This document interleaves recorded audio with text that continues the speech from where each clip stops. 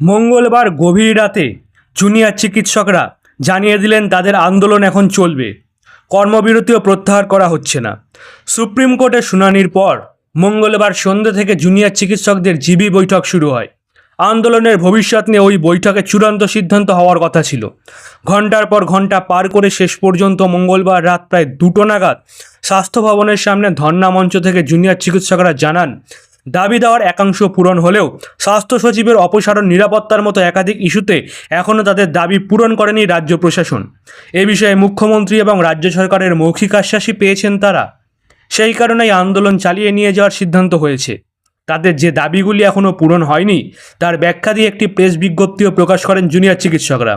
নিজেদের এই সিদ্ধান্ত এবং বাকি থেকে দাবিগুলি বিষয়ে জানতে চেয়ে বুধবার তারা রাজ্য প্রশাসনকে ইমেল করবেন বলে চিকিৎসকদের তরফ থেকে জানানো হয়েছে। পাশাপাশি বিনীত গোয়েলের অপসারণ নিয়েও মুখ্যমন্ত্রীর মনোভাব নিয়েও প্রশ্ন তুলেছেন তারা।